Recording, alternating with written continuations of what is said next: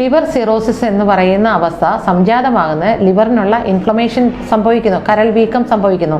അതിൻ്റെ കാരണങ്ങൾ വൈറസുകൾ എന്ന രോഗകാരികളാകാം, അല്ലാതെയുള്ള കാരണങ്ങളാകാം.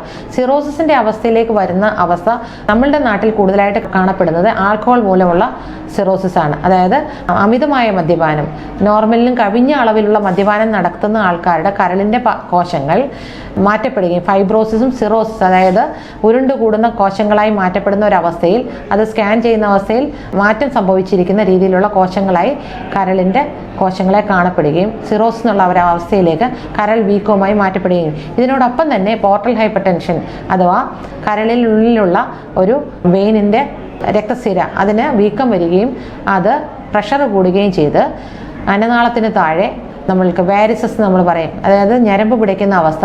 അന്നനാളം തന്നെയല്ല, പോർട്ടോ സിസ്റ്റമിക് അനാസ്റ്റമോസ് ഉള്ള എല്ലാ സ്ഥലങ്ങളിലും, അതായത് മലദ്വാരത്തിൻ്റെ ഭാഗത്ത്, ഇന്റേണലി വിസ്രയുടെ പല ഭാഗത്തുമായിട്ട് പോർട്ടോ സിസ്റ്റമിക് കണക്ഷനുള്ള സ്ഥലങ്ങളിൽ വേരിസസ് അഥവാ ഞരമ്പ് പിടിക്കുന്ന അവസ്ഥയിലേക്ക് മാറ്റപ്പെടാം.